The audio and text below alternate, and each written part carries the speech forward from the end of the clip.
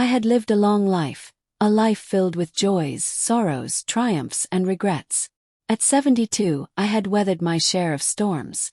My name is Margaret Ellis, but to my children, grandchildren, and friends, I was simply Grandma.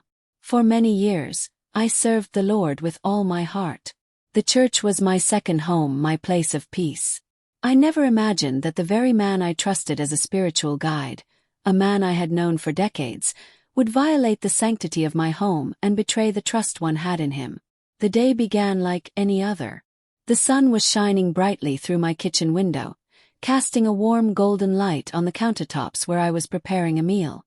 I was making my famous chicken stew, something my family loved. The smell filled the house, and I felt at peace. I had invited Pastor James to my house that day. He had been a pillar in our community, always helping others, offering support, and praying for us all. It was a tradition of sorts. Pastors would visit their flock, offering blessings and prayers for our homes, our health, our peace. But I never imagined the blessing I would receive that day. When he arrived, I greeted him at the door with a warm smile. He was dressed in his usual dark suit, a Bible clutched tightly in his hands. He looked like the man I had known for so many years, anointed, wise, and kind. But something in his eyes was different this time. There was an intensity, an unsettling energy that I couldn't quite place. I tried to shake it off, thinking I was just being paranoid. I invited him into the living room, where we exchanged pleasantries, discussing the weather, the church, and how everyone was doing. But little did I know, that moment would be the last of any normal conversation. After a while, Pastor James suggested that we pray together. I agreed, of course. I had always admired his strength in prayer. But when I stood to lead him into the dining room where we usually prayed, his hand grabbed mine with a force that made my skin crawl. His grip tightened, and I looked up at him, a question forming on my lips. Before I could speak, he whispered, "It's time, Margaret." I didn't understand what he meant, but my body went rigid with fear. He pulled me towards the kitchen, and my stomach twisted. What was happening? I wanted to resist, to cry out, but something inside me kept me frozen. The only sound in the house was the quiet ticking of the clock on the wall. In the kitchen, my back was pressed against the countertop, and his body was so close to mine that I could feel the heat radiating off him. He leaned in, his breath hot against my ear. I pulled away, horrified, but he followed, his hand moving to my shoulder, then lower. I knew I had to do something, had to break free. But my voice caught in my throat. I wanted to scream, but the words wouldn't come. He forced himself closer, whispering about the blessing I would receive, about how he was sent to me for a divine purpose. I tried to shove him away, but his hands were like iron. He leaned in to kiss me, and that was when the tears started to fall. "Stop!" I cried, my voice shaking with fear. "What are you doing?" But the look in his eyes, his cold, calculating stare, told me that my screams meant nothing. And then, in that moment, it all came crashing down.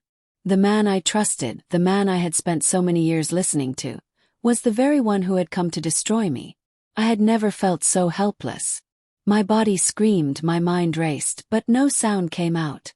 The last thing I remember was his hands. His cold hands, clutching my arms as I struggled to breathe. Then darkness took over. I don't know how long I was out, but when I came to, I was alone. Pastor James was gone. And yet, I could feel his presence still lingering in the air, thick and suffocating. I rushed to the door, only to find it locked from the outside. My heart pounded in my chest, and panic set in. What had just happened? Was it a nightmare? Well, I knew it wasn't. The reality of it hit me like a ton of bricks. I had been violated in my own home, by the very person who was supposed to help me. But the question that haunted me was, why? Why would he do this to me? And more importantly, why did I let it happen? The guilt, the shame, the disbelief. All of it hit me like a wave. I wanted to call my children to tell them what had happened, but I couldn't bring myself to say it out loud. It felt like a sin, something I couldn't undo. The front door was still locked. I needed to get out. I needed to escape.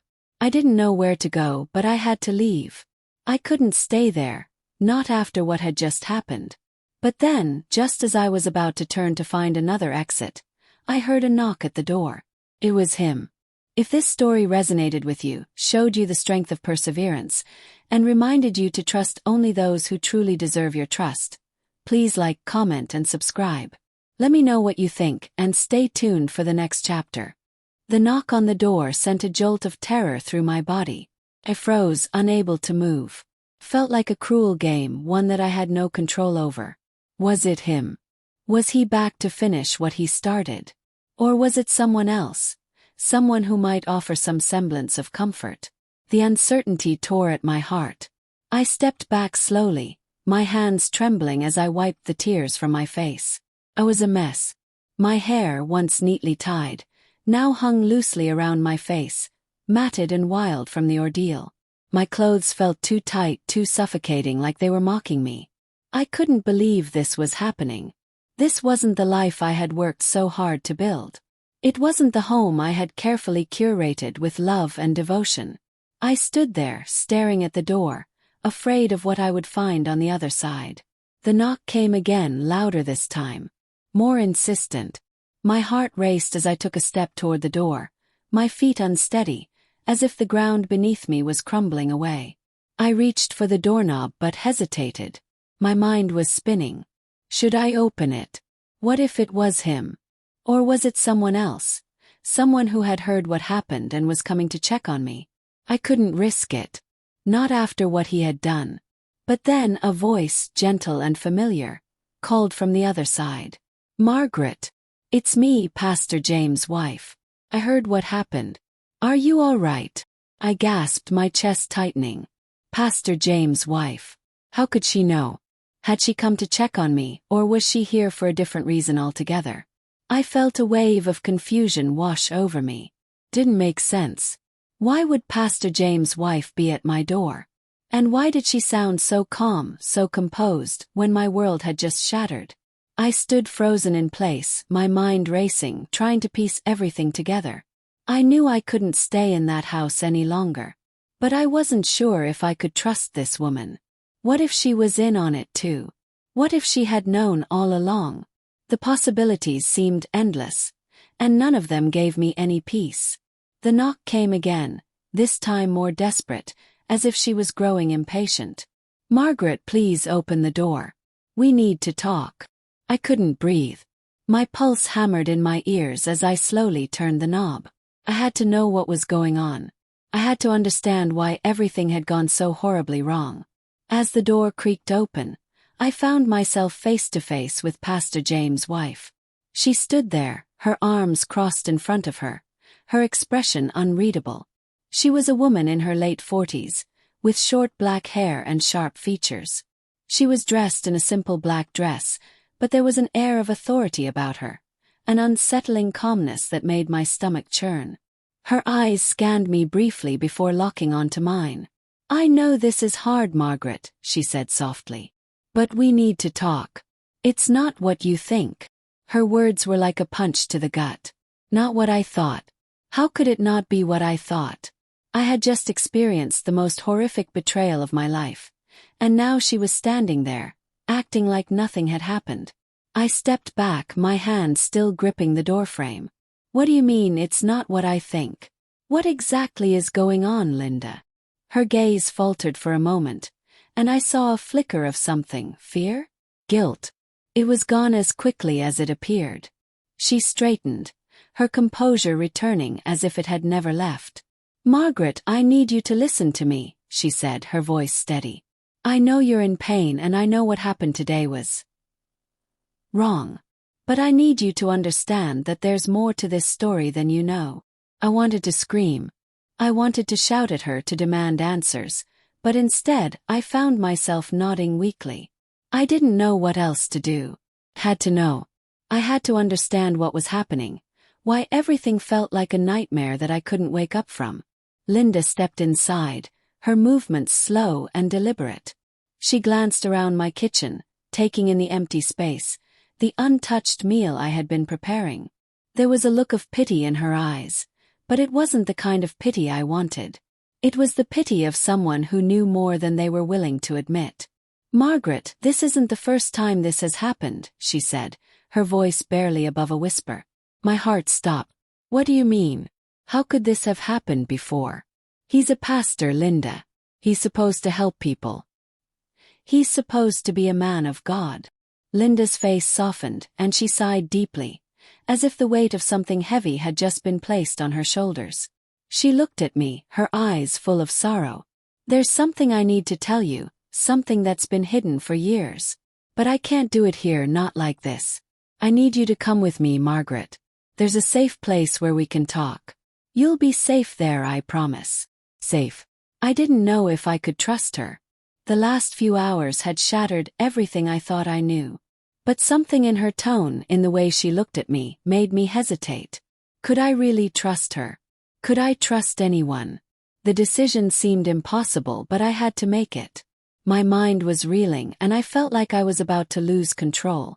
But before I could respond, the sound of footsteps echoed from behind me, followed by a voice that I knew all too well. It was Pastor James. If this story resonated with you and made you question the trust we place in others, please like, comment, and subscribe. Stay tuned for the next chapter, where the truth begins to unravel. I couldn't believe it. The voice that came from behind me, smooth and confident, was unmistakable. Pastor James. "Margaret, I see you've decided to let Linda in," he said, his tone calm, almost too calm. I spun around, my heart racing, the blood draining from my face. There he was, standing in the doorway. His dark eyes locked on mine like a predator staring at its prey. Linda's expression faltered, and for the first time since she'd arrived, there was a crack in her composure. I could see her hands trembling slightly at her sides. It was as though she had just realized she had stepped into a trap of her own making, but one she couldn't escape from. "You told her?" I demanded, my voice shaking with a mix of anger and disbelief. "You told her the truth?" Pastor James' smile was thin, like a snake ready to strike. "Oh, I didn't tell her anything, Margaret. You're confused. Linda and I were just talking. She's here to help you understand what happened. To help you understand what's really going on." I felt the bile rise in my throat. This couldn't be happening. Couldn't. There had to be a mistake, a misunderstanding, something I hadn't seen.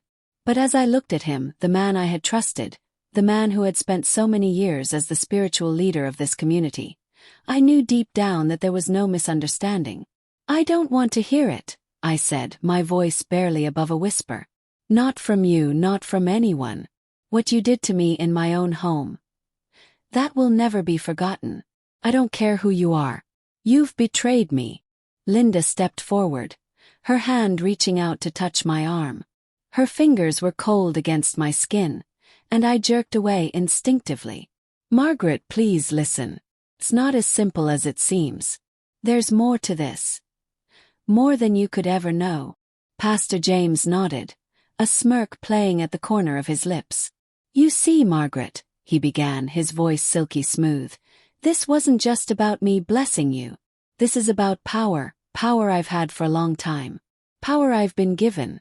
And now it's time for you to understand that you are part of something bigger than you think." I felt a wave of nausea wash over me. "Bigger? What do you mean, bigger?" Linda's eyes shifted nervously between us. "Pastor James has. Well, he's been helping people. In ways you can't even imagine. Things you wouldn't believe. Things we never talked about in church." I looked between the two of them, confusion and dread twisting in my chest. "What kind of things?" I demanded. "What kind of help?" Linda took a step back, her eyes narrowing. She looked almost scared. "There's a lot of money involved, Margaret. More than you can comprehend. And people who are behind it. People who have been controlling things in ways that are dangerous." I swallowed hard, trying to make sense of her words. The blood rushed in my ears. "Are you telling me this is all about money? Power?" Pastor James chuckled, a low, dark laugh that sent chills down my spine. "Not just money, Margaret. It's about influence. It's about control. And now you're part of it too." You always were, but now you'll see it with your own eyes. I felt as though the walls were closing in around me. My head spun. My legs shook. I wanted to run, to scream, but I couldn't. I was trapped in my own home, the very place I had once found comfort and solace. Why me? I whispered, barely able to form the words. Why me, Pastor? Why now? He stepped closer, his eyes cold and calculating. Because you're the key, Margaret. The key to everything. And now, you're going to help us unlock it all. Before I could respond, Linda's voice cut through the tension. Pastor, she doesn't understand yet. She's not ready for this. I don't know if we should go this far. I turned to Linda, pleading with her. Tell me what's going on. Please. You owe me the truth. But she shook her head, her face conflicted. I wish I could. But some truths are better left hidden. That was when it hit me, hidden. This whole situation, everything that had happened, was part of a much bigger secret. A secret that had been buried under layers of lies and deception. And I, Margaret Ellis, had unwittingly become part of it. What truth, Linda? I demanded, my voice breaking. What are you both hiding from me? She glanced at Pastor James, who remained eerily silent, watching me with those cold, calculating eyes. Linda hesitated for a moment before she spoke. You've been chosen, Margaret. You've been chosen for a reason, she said softly, her voice barely audible. But there are others involved. People who have power over things you can't even imagine. The truth is, you're part of a plan that was set in motion years ago. You just didn't know it. I felt my legs give way beneath me, and I collapsed onto a nearby chair, my mind spinning. A plan? What kind of plan? What do you mean? Pastor James' gaze locked onto mine, and for the first time, I saw something close to pity in his eyes. You'll understand soon enough, Margaret. But by then, it will be too late to turn back. I opened my mouth to speak, but the words caught in my throat. My mind couldn't process what was happening. Was I really hearing this? Was this really the truth? Before I could form another thought, the sound of footsteps echoed from outside the door. Heavy, deliberate steps. Someone else was coming. Someone I didn't recognize. If this story has left you questioning the truth behind what we see and who we trust, please like, comment, and subscribe. Stay tuned for the next chapter, where even deeper secrets begin to unravel. The sound of footsteps grew louder, and my heart skipped a beat. My breath caught in my throat as I glanced toward the door, my body frozen in place. Who else was here? Was it someone else involved in this dark conspiracy? I couldn't breathe. I had barely just begun to process what Linda and Pastor James had told me. And now there was more. There was always more. Pastor James glanced at Linda, and there was an unspoken tension between them, something I couldn't quite place. It was as though they were waiting for something I wasn't prepared to understand. Margaret, I think you're ready for this, Linda said softly, her voice tinged with something close to fear. I felt a lump rise in my throat. What was I supposed to be ready for? I wasn't ready for anything. I wasn't ready to hear that my life was part of some sinister plan. I wasn't ready for the realization that the man I had trusted had been playing a game with me, and I had no idea just how deep this game went. The footsteps stopped at the door. I swallowed, trying to steady myself. The doorbell rang sharply, breaking the silence, and my body jolted in response. I turned to Pastor James, my voice trembling. Who's that? Who else is involved in this? His cold eyes met mine, and I saw a flicker of something I couldn't decipher. Was it guilt? Fear? Maybe both. Margaret, he said, his voice low and menacing, you need to understand that this isn't just about you anymore. You're not the only one in this. There are others who have been chosen. People who have been waiting for the right time. And now that time has come. I felt dizzy, like the world was spinning around me. Chosen. It was a word that haunted me now, a word that seemed to echo in my mind like a mantra. Chosen for what? What kind of game were they playing? Why was I being dragged into the middle of it? Before I could ask any more questions, the door opened slowly, and a man stepped inside. He was tall, with sharp features and a cold, calculating look in his eyes. He had the air of someone who knew they were in control of everything. He wore a tailored black suit that seemed almost too perfect for someone who wasn't in the public eye, and his presence made the air in the room feel thick and oppressive. Linda stepped back, her eyes avoiding the man's gaze as he entered. "This is Victor," she said quietly. "He's part of the reason why you're here, Margaret." Victor. The name echoed in my mind, but I had no idea who he was or why he was here. His eyes locked onto mine with an unsettling intensity, and I felt a shiver run down my spine. "Margaret," Victor said, his voice smooth, almost soothing. "We've been waiting for you. Waiting for you to understand your role in all of this." I shook my head, the confusion and panic threatening to overtake me. "What role? What are you talking about? What do you want from me?" Victor took a step closer, and despite myself, I stepped back, my heart hammering in my chest. "We want you to be part of something bigger," he said, his tone almost too calm. "Something that has been set in motion for years. You're the key, Margaret. Without you, everything falls apart." "The key," I repeated, feeling my stomach churn. "What do you mean I'm the key? What's happening?" Victor smiled, but it wasn't a kind smile. It was cold, calculated, and I could see the darkness in his eyes. "You've always been the key, Margaret. You just didn't know it. But now we're going to make sure you understand exactly what you're a part of." I felt the room spin, and for a moment everything went blurry. I couldn't breathe. My mind couldn't process the words they were saying. The truth was too much. I was too much a part of whatever they were doing, and I had no idea how to get out. Pastor James stepped forward. His eyes focused on me with a coldness I had never seen before. "You don't have a choice in this, Margaret. You never did. But we've given you an opportunity to accept your place or to reject it." Linda finally spoke, her voice trembling. "Margaret, please, you don't understand. There are people who will stop at nothing to get what they want. And right now they want you. They've always wanted you." My head spun, and I struggled to keep my footing. "What do they want with me?" I managed to ask, my voice breaking. "What am I supposed to do?" Victor smiled again, his eyes darkening. "You'll understand soon enough. But for now you need to come with us." I took a step back, my heart racing. No, I won't. I'm not going anywhere with you." Victor's smile faltered, and for a brief moment, something close to anger flashed across his face. But just as quickly it was gone. "Margaret, you don't understand. This isn't just about you anymore.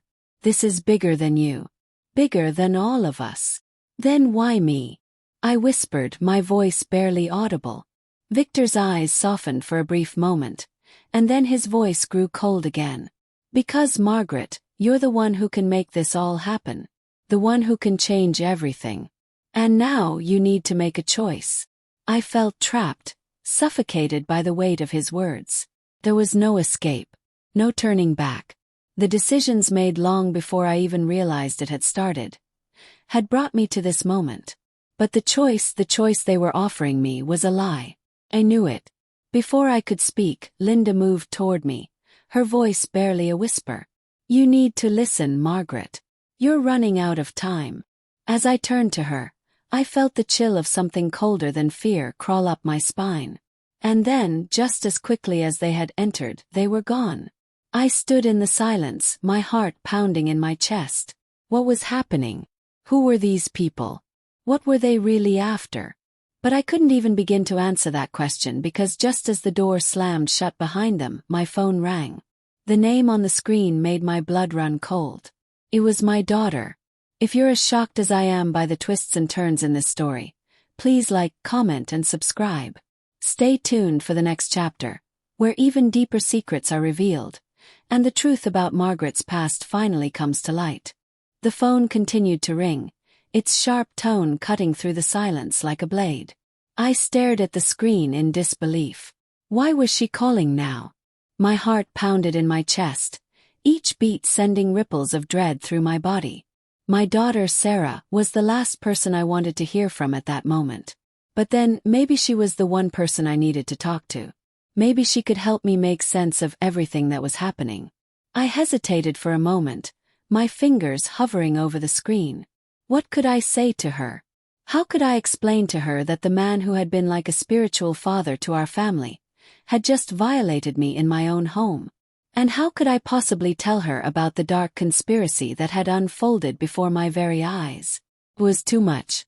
I wasn't ready to speak the words, not yet. But the phone kept ringing. The urgency of it pushed me forward. My hand shook as I finally answered. "Mom." Sarah's voice came through, shaky and worried. "What's going on? I've been trying to reach you all day. I just heard something about Pastor James and I need to know if you're okay." I felt a wave of relief wash over me at the sound of her voice, but it was quickly replaced with a fresh wave of fear. She knew something. She had heard something. How could she know? Was I that obvious? "Sarah," I said, my voice trembling. "I don't know where to start. I don't know if I can even explain." "Mom, are you safe?" she interrupted, her voice rising with concern. "Is he still there? What happened?" I closed my eyes, trying to calm my racing thoughts. I wanted to tell her everything, but I couldn't bring myself to speak the words. What would she think of me? Would she believe me? Would she think I was losing my mind? I'm safe," I finally managed to say, but even as I spoke, I knew it wasn't entirely true. How could I be safe? The fear in my chest was suffocating. The thought of what had happened, of what was still happening, was enough to cripple me. "I don't know what's going on, Sarah," I continued, my voice cracking. "But I've been dragged into something. Something I don't understand. Pastor James, he's not who I thought he was. And there's more to it than just him. There's something darker, something that's been hidden from all of us." Silence filled the line for a moment, and then Sarah's voice came back, softer this time. "Mom, what are you saying? What happened? Just tell me. I'm here for you. We'll figure it out together." I took a deep breath, wiping my tears away. How could I explain this to her? How could I make her understand that the man we had all trusted, the man who had preached love and faith, was now a monster in disguise? "They want me, Sarah.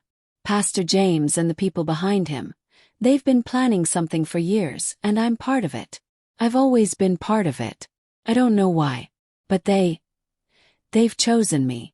And I don't know how to escape it. I don't know how to stop it." I could hear Sarah's sharp intake of breath on the other end of the line. "What do you mean, they've chosen you? Mom, what are you talking about?" The words tumbled out of me in a rush, each one more painful than the last. "I'm part of something bigger. There are people behind Pastor James, people who have power over everything. Money, influence, secrets. And I'm the key to it all. I don't know how, but I am." The line was silent for a long time, and I could hear Sarah trying to process what I had just said. This can't be real, Mom. You're not making sense. There has to be a misunderstanding. You said something about money, about power. What are you talking about? I don't understand." "I don't either, Sarah," I whispered, tears slipping down my cheeks once again. "But I need you to help me. I can't do this alone." A long pause followed, and for a moment I wasn't sure if she would speak again. But then her voice came through, quiet but firm. "I'm coming to you, Mom. Whatever this is, we'll get through it together. I'll be there as soon as I can. Just stay safe, okay? Don't do anything until I get there. Promise me." "I promise," I said, barely able to choke out the words. How could I be safe when everything I knew was falling apart? We said our goodbyes, and I hung up, the weight of the conversation settling heavily on my shoulders. I didn't know what Sarah would find when she arrived, but part of me hoped she would find answers. Answers that I couldn't give her. Answers that I couldn't even begin to comprehend. But just as I started to take a shaky step away from the phone, there was a knock on the door again. This time I didn't need to guess who it was. I didn't need to wonder. I could feel it in my bones. It was Victor. And he wasn't coming alone. If this story has kept you on the edge of your seat, questioning what's real and what's not, please like, comment, and subscribe. Stay tuned for the next chapter, where even more dark truths come to light, and the true power behind the conspiracy is finally revealed. I didn't have time to think, to process, to even breathe. The knock on the door echoed through the house, sharp and deliberate. I froze, my heart thundering in my chest. It was as though the very walls of my home were closing in on me, suffocating me under the weight of everything I had just learned. Every instinct inside me screamed to run, to hide, to lock myself away from whatever nightmare awaited me on the other side of that door. But my legs wouldn't move. My breath came in ragged gasps, and my vision blurred at the edges as I stood there, paralyzed by fear. I had never felt so out of control, so vulnerable in my entire life. What could I do? What should I do? Another knock. Louder. More insistent. It was Victor. And whoever he had brought with him. I glanced at the phone again. No new messages from Sarah. My daughter, the only person I could rely on right now, was still on her way. But I didn't know how much time I had. Time was slipping through my fingers like sand. What did they want from me? The man who had once been a spiritual guide, the one I trusted, had violated me in my own kitchen. The woman I thought was my friend had helped him pull me into their web of lies and manipulation. And now Victor. I didn't even know what role he played in this madness. But I had a sinking feeling that I was about to find out. The knock came again, this time accompanied by a voice that sent chills down my spine. Margaret, open the door. We're not here to hurt you. We're here to make you understand. It was Victor's voice, calm, cold, and unyielding. I took a hesitant step forward, my hands trembling as I reached for the doorknob. The air in the room felt thick, as though it was pressing down on me, suffocating me. Every muscle in my body screamed for me to run, but I forced myself to stay still. I have to face this. I have to know what's happening. I opened the door slowly, my breath hitching as I stared at the man standing on the other side. Victor. And behind him, a woman I didn't recognize. She was tall, with dark, curly hair and cold, calculating eyes that looked right through me, as though I didn't even exist. Her presence made the hairs on the back of my neck stand on end. Victor's smile was thin, almost mocking. Margaret, he said, his tone dripping with false warmth. I see you're finally ready to talk. This is Claudia. He gestured to the woman beside him. She's here to help you understand what's at stake. Claudia didn't speak. She simply stared at me, her eyes narrowing as if sizing me up, like I was nothing more than a puzzle to be solved. Understand what? I croaked, my voice barely a whisper. What are you talking about? What do you want from me? Victor stepped forward, his eyes cold and determined. We've been patient with you, Margaret. You've been part of this for a long time, but you've been in the dark. It's time for that to change. Time for you to see things for what they really are.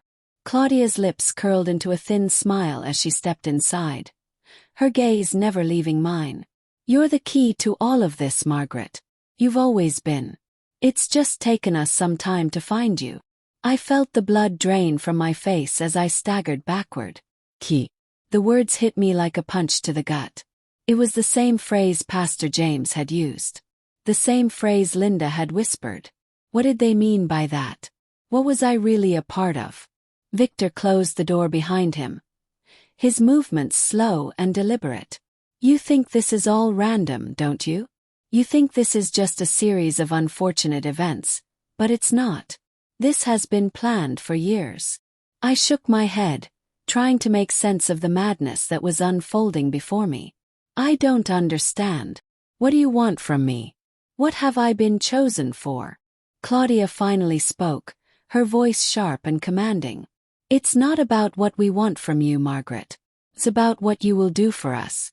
You are the one who holds the power to unlock everything. The truth, the money, the influence. It all hinges on you. I felt like the world was spinning out of control. I wanted to scream, to shout, to demand answers, but the words wouldn't come. My mind was racing, unable to keep up with the dizzying pace of the situation. What do you mean, unlock everything? Asked, my voice shaking. What are you talking about? I don't know anything. I don't have any power. I'm just... Don't be foolish, Margaret, Victor interrupted, his voice sharp. You know exactly what we're talking about. You have the bloodline, the connection. Your family. Your father. He was the key before you. And now it's your turn. My father. The words rattled in my mind like a loose bolt, and I felt a sharp stab of pain in my chest. I had always known my father was a man of mystery, that there were secrets in his past I would never fully understand. But I never imagined that those secrets would lead me here, to this moment, where everything was crumbling around me. Victor took a step closer, his eyes never leaving mine. You're not just any woman, Margaret. You're part of something much bigger. Your father was involved in a legacy that's been hidden from the world for generations. And now, you're the one who will bring it to light. I felt a cold wave of realization wash over me. A legacy. My father. The weight of his words was crushing, and I struggled to breathe, to stay grounded. What was he talking about? What was this legacy they kept referring to? How was I involved in something I couldn't even understand? Claudia stepped forward, her voice low and deadly. There's no turning back now, Margaret. You're already involved. The question is, how far are you willing to go to unlock the power that's waiting for you? I opened my mouth to speak, but no words came out. My mind was racing, spinning wildly as the reality of what they were saying sank in. I was part of something bigger, something dark, something dangerous. But I had no idea what it was or how to stop it. And then, just as the room seemed to close in around me, the doorbell rang. 'Twas Sarah. If this story is leaving you on the edge of your seat, desperate to know what happens next, please like, comment and subscribe. Stay tuned for the next chapter, where the truth behind Margaret's legacy will finally be revealed. My heart skipped a beat. Sarah. The sound of her voice was a lifeline, a thread of normalcy that seemed to pierce the dark cloud of confusion and fear that had enveloped me. I didn't know whether to feel relief or terror. There was no way I could explain to her what was happening. There was no way I could bring her into this nightmare. The doorbell rang again, louder this time, demanding an answer. Sarah was outside, and in my state of panic, I realized I had no idea how to handle this. Should I let her in? Should I warn her? I glanced nervously at Victor and Claudia, whose cold eyes bore into me, waiting for me to make a decision. Victor's lips curled into a smirk as he stepped forward, blocking my view of the door. You know what to do, Margaret, he said, his voice low and menacing. The choice is yours. If she comes in, she'll be a part of this too. We don't want anyone else involved, do we? I swallowed hard, my throat dry. My mind screamed at me to protect Sarah, to keep her out of this madness. But what if she could help? What if she was the one thing I needed to turn this around? I didn't know who I could trust anymore. I have to let her in, I said, more to myself than to anyone else. Victor nodded, his eyes gleaming with a cold satisfaction. As you wish. With trembling hands, I opened the door, my heart pounding in my chest. Sarah stood there, her face a mask of concern. She was still in her work clothes, looking tired but determined. Mom! Her eyes scanned my face, searching for answers. What's going on? I've been calling you for hours. Why didn't you answer? Are you all right?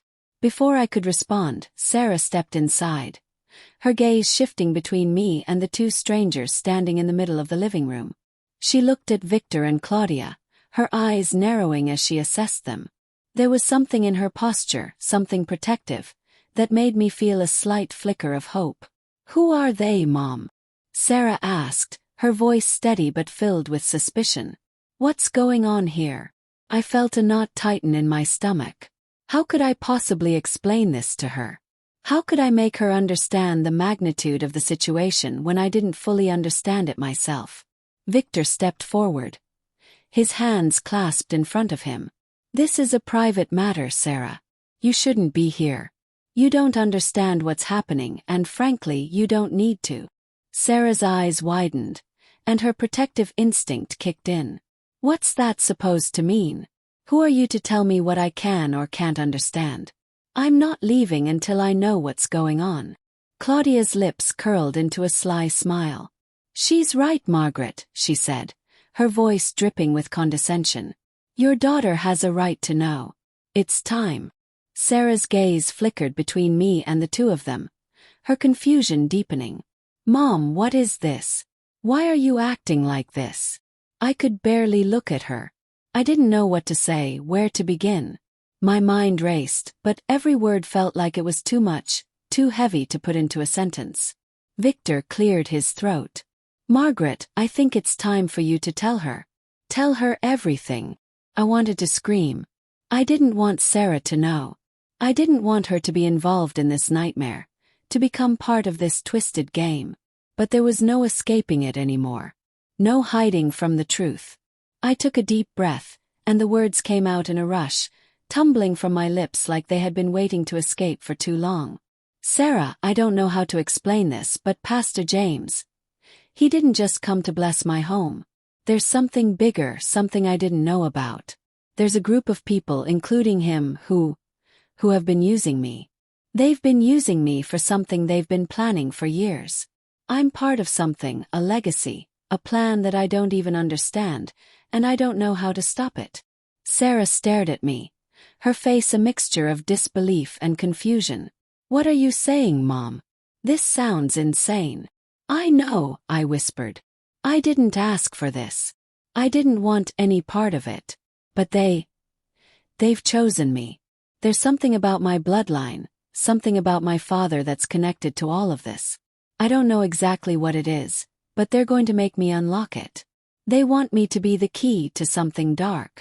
Sarah's eyes widened in horror as she looked at Victor and Claudia. You're telling me these people have been controlling you, using you? Victor's smile was cold. That's right, Sarah. Your mother is the key to something much bigger than both of you could ever imagine. She's been part of this plan since before she even knew what it was. Stop, Sarah said, her voice trembling with disbelief. I don't believe you. None of this makes sense. Claudia stepped forward, her gaze never leaving Sarah. It doesn't need to make sense right now. All you need to understand is that your mother is part of something that's been carefully orchestrated for years. And you, she turned to me, you have a role to play in it too, whether you want to or not. The air in the room felt thick, heavy with tension. I wanted to reach out to Sarah to tell her everything would be okay, that we could figure this out. But deep down I knew we were already too deep into this. I don't want to be part of this, I said, my voice shaking. I don't want to be their key. I just want my life back. Victor stepped closer, his voice low and final. You don't have a choice, Margaret. And neither does she. Before I could react, the doorbell rang again, louder this time. It was a sound I couldn't ignore. My pulse quickened and I turned toward the door. Who could it be this time? I didn't have the strength to face anyone else. But I had no choice. We were in this together now, whether I liked it or not. I approached the door, my heart pounding in my chest. With a shaking hand, I reached for the knob. And then, as the door creaked open, I saw her. If you're as shocked and terrified as I am, please like, comment, and subscribe. The next chapter will bring even more revelations, and the truth of what's really going on will finally come to light. Stay tuned. The woman standing at my door was someone I had never expected to see. She was older, but still graceful, with a face that looked oddly familiar yet alien at the same time. Her hair was long and silver, tied back in an elegant knot, and her eyes were the color of deep ocean water, dark and intense. She wore a long, flowing coat that seemed too grand for someone just walking in off the street. I froze for a moment, unsure of what I was seeing. This wasn't just anyone. There was something about her presence that sent a wave of recognition crashing over me, but I couldn't quite place it. Sarah stepped forward, her voice tense with suspicion. Who are you? The woman's gaze flickered briefly to Sarah before resting back on me. Her lips curled into a faint smile, but it didn't reach her eyes. "Margaret," she said, her voice smooth, almost hypnotic. "I've been waiting for you to come around. But I see you're already further along than I anticipated." I felt my blood run cold. "What do you mean?" I whispered, unable to take my eyes off her. "I'm sorry for the confusion," the woman continued, stepping gracefully into the room without waiting for permission. She didn't seem fazed by my reaction, as if she were completely certain of her place here. "My name is Evelyn Grant. You don't know me, but you should. I'm here to explain everything." "Everything," I repeated, a knot forming in my stomach. "What's going on, Evelyn? Who are you? And why is all this happening?" Victor and Claudia exchanged glances, and I noticed something in their eyes. An unease, a fear they hadn't shown before. Evelyn smiled again, but this time it was more genuine, as if she finally had the upper hand. "I suppose it's time I finally tell you. You see, Margaret, you've been chosen because of your connection to something very old, very powerful. Your bloodline, your heritage. It's not just any ordinary lineage. It's the key to a treasure that's been hidden for generations." I felt dizzy, like the ground was shifting beneath me. "A treasure," I repeated, trying to make sense of her words. "You're saying I'm part of some legacy, some treasure hunt?" Evelyn nodded, but her gaze never wavered. "Not just any treasure, Margaret. The kind of power that has the potential to reshape the world as you know it. But there's a price. And you, my dear, are the one who has to pay it." Sarah stepped closer to me, her voice rising in disbelief. "This is insane. This is all too much, Mom. What are they talking about? What power? What treasure?" Evelyn's eyes softened as she turned her attention to Sarah, her expression almost sympathetic. "Your mother has been carrying this burden for far too long, my dear. And now it's your turn to carry it too." The words hit me like a blow to the chest. "It's your turn too." My heart pounded as I turned to Sarah, my thoughts racing. No, Sarah, you don't need to be involved in this. None of this is your responsibility." But Evelyn was already speaking again, her voice calm and unwavering. "It's already too late for that.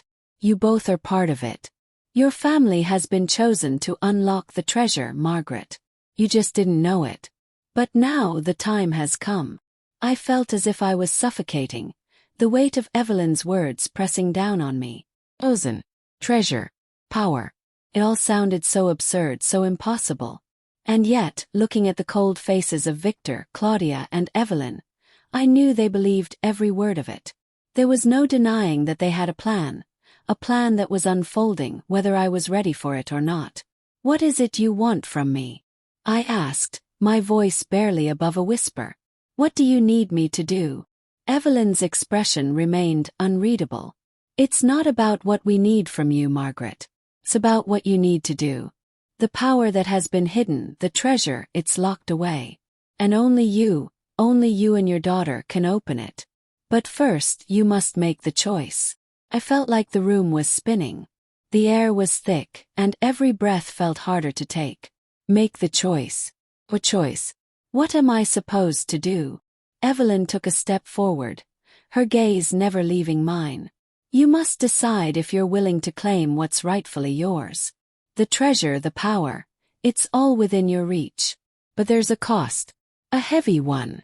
The weight of her words hung in the air, suffocating me. Cost. What did that mean?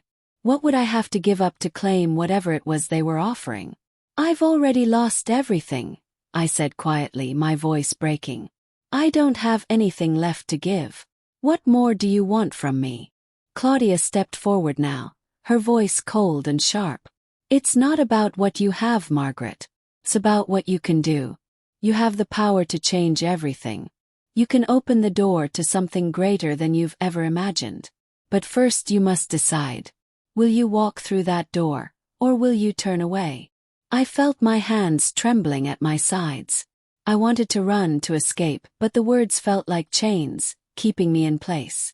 What choice did I have? How could I choose something I didn't even understand? A treasure. A legacy. This all sounded like madness. But then something deep inside me stirred. A feeling I couldn't explain. It wasn't just fear. It was the faintest glimmer of something else. A desire to understand, to know the truth, no matter how horrifying it might be. "I don't know if I can do this," I said, the words barely escaping my lips. Evelyn's smile softened just slightly. "You can, Margaret. You've always been able to. Now it's time for you to choose." And just as I opened my mouth to respond, I heard a sound from the hallway. A sound that made my heart freeze in my chest. It was the sound of footsteps. Heavy, deliberate, and they were getting closer. If this story has you questioning what secrets lie beneath the surface, please like, comment, and subscribe. Stay tuned for the next chapter, where the true extent of Margaret's power will be revealed, and the consequences of her choice will be more than she ever expected. The footsteps grew louder, closer, and in that moment, time seemed to stretch, thickening like molasses. I held my breath, my heart hammering in my chest as I turned toward the sound. The room felt too small, the walls closing in on me as the tension thickened with each passing second. Who was it? My mind raced, spiraling into panic, trying to make sense of everything that had happened. The door to the living room creaked open, and my breath caught in my throat. The figure that stepped into the doorway was one I had never expected to see. It was my estranged brother, David, someone I hadn't heard from in years. "David," I whispered, my voice barely audible. He looked older, his hair graying at the temples, and there was a hardness to his eyes that sent a chill down my spine. He had always been distant, but seeing him here in my house at this moment, it felt surreal. "Margaret," he said, his voice low and measured, as if this was just another ordinary day. "I see you're finally getting the full picture." Could hardly breathe. How was he involved in this? What was going on? Sarah stepped forward, her voice edged with confusion and suspicion. "Who are you? What's happening here? Why is David? Why are you both here?" David glanced at Sarah, then at the rest of the room. His gaze lingered on the strangers, Victor and Claudia, and there was an unreadable expression on his face, something darker than I had ever seen. He turned back to me, his eyes narrowing. "I never wanted you to get dragged into this, Margaret. But here we are, aren't we?" I could hardly process his words. Dragged into this. What was he talking about? "You've known about all of this, haven't you?" I asked, my voice shaking. "You knew what was happening, what they wanted from me." David didn't answer right away. Instead, he walked into the room, his eyes flicking to Victor and Claudia. He didn't seem surprised by their presence, as if he had been expecting them all along. "What did they want from us?" "You were always part of this, Margaret," he finally said, his voice cold. "You just never understood it until now." I felt like I was losing my grip on reality. Part of this. What was he talking about? How could we, my family, be involved in whatever twisted game Victor and Claudia were playing? Sarah took a step back, her confusion deepening. "You're not making sense, David." What does he mean? What is going on here? What have you been dragged into?" David turned to Sarah, his expression softening for just a moment. "Sarah, you need to understand that this isn't just about your mother. It's about both of you. You've been a part of this legacy for a long time, and now you're both in the center of it." My heart raced. A legacy? What kind of twisted legacy was this? What had I, and now Sarah, been pulled into? Victor spoke then, his voice smooth and calculating. "This was always going to happen. Your bloodline, Margaret. Your family has been chosen to unlock what has been hidden for generations. And now your time has come." The room felt like it was closing in on me. Chosen. Hidden. My father's name echoed in my mind again, and a sickening realization began to take root. "Dad," I whispered. "What does my father have to do with this?" David's eyes flashed, but he didn't immediately respond. I felt the weight of the silence bearing down on me. "Your father," Victor continued, "was the first to unlock the path to this power. The treasure, whatever you want to call it, it was hidden for a reason. And your family has been the keepers of it for generations.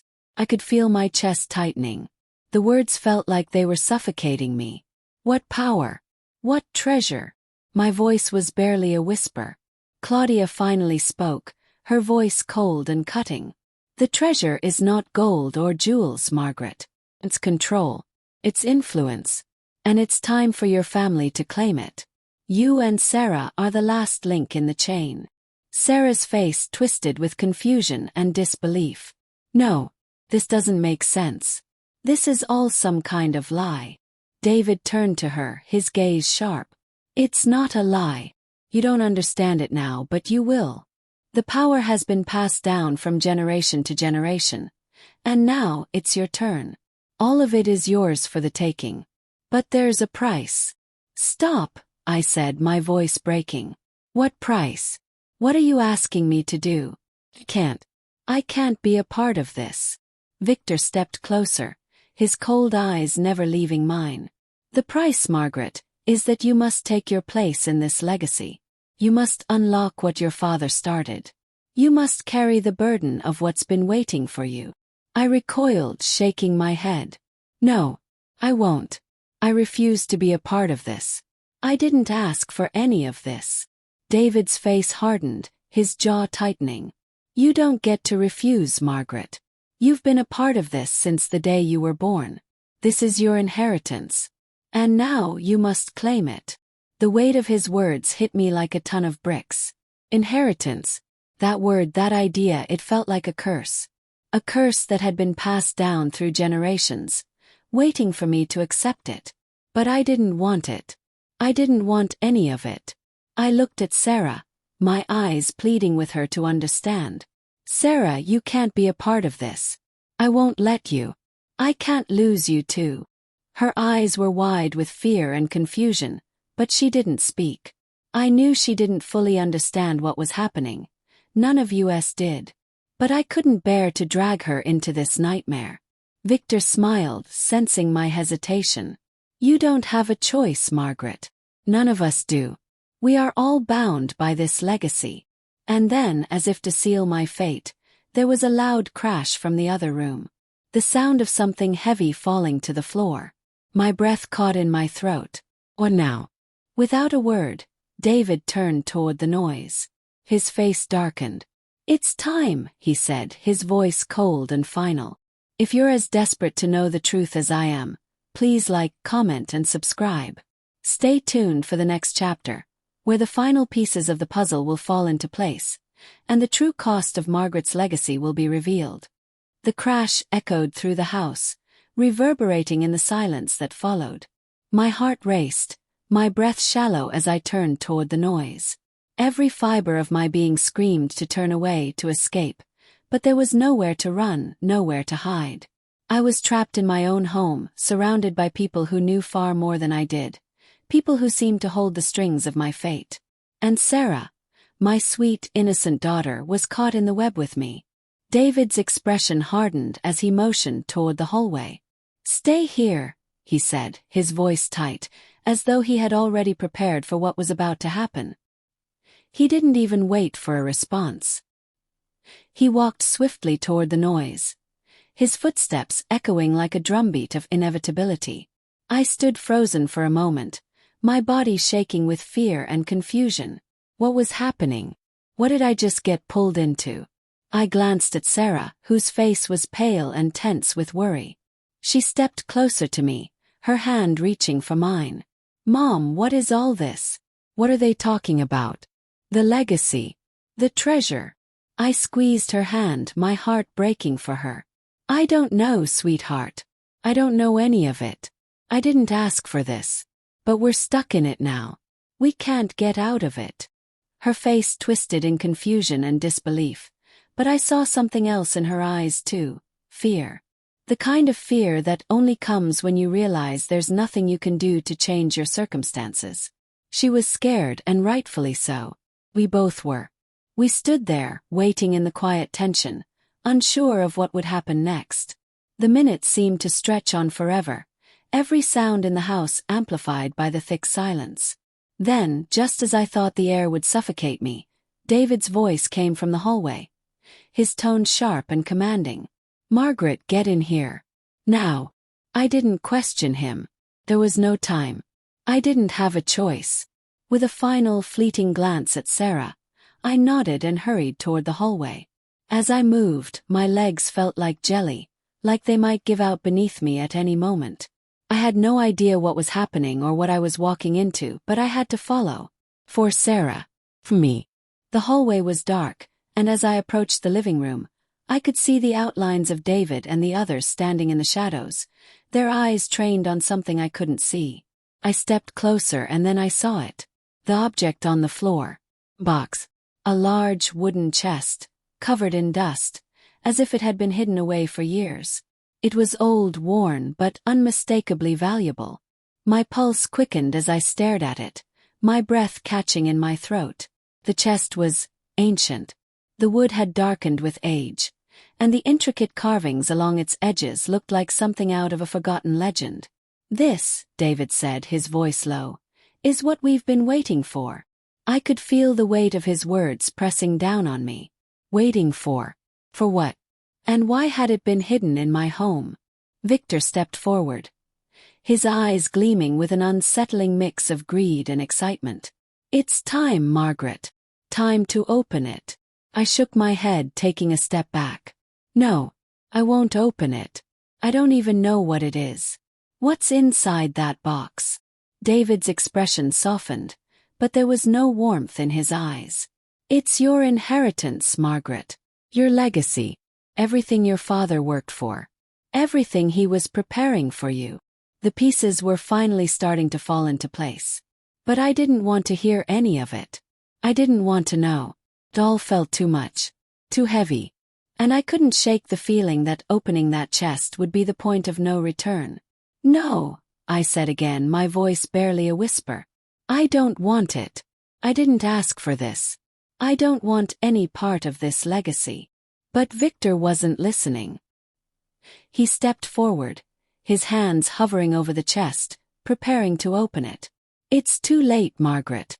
You've already been chosen. You've already been a part of this for longer than you realize. This is your destiny. Your family's destiny." His hand rested on the chest, and the room seemed to grow even colder. My heart raced as I stared at the box, knowing that what happened next would change everything. And deep down I knew I couldn't stop it. None of us could.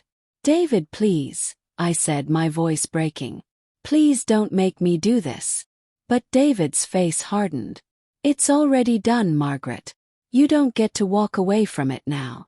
The tension in the room was unbearable. I wanted to scream, to run, but my body wouldn't move. Every part of me wanted to resist, but I felt trapped. Trapped by my bloodline, by my past, by a legacy I didn't understand. With a final, slow movement, Victor opened the chest. Inside there was no gold, no jewels, but something far more terrifying. A piece of old parchment, sealed with a wax emblem, and what looked like an ancient key. The key gleamed in the dim light, as if it were waiting for something. For me. David stepped forward and picked up the parchment. He turned to me, holding it out. "This is it, Margaret. This is the start of everything. The start of your power." I took a hesitant step toward him, my body trembling. I couldn't look away from the key. It seemed to call to me, drawing me in, and I felt my fingers twitching as though they were being pulled toward it. "Take it," David said, his voice low and commanding. "This is your birthright. This is everything." I reached out slowly, my hand shaking as I grasped the key. The moment my fingers closed around it, a surge of power rushed through me, sharp and overwhelming. It was like nothing I had ever felt before. My body felt alive with energy, with an unknown force, and I gasped as I tried to steady myself. "Now, Margaret," Victor said, his voice thick with anticipation. "Unlock the door." I turned, my heart racing as I glanced around the room. A door. The door they were referring to. A door. Where? But before I could ask, a strange sensation washed over me. The room seemed to shift, the walls stretching, warping, as though the very fabric of reality was bending. And then I saw it. Door. It had appeared out of nowhere. An old iron door, covered in dust and cobwebs, standing before me. A door. The door to everything. The door that had been waiting for me to open. And with trembling hands, I raised the key and inserted it into the lock. If this story has taken you to the edge of your seat, questioning everything you thought you knew, please like, comment, and subscribe. Thank you for joining me on this journey. The power of Margaret's legacy has been revealed.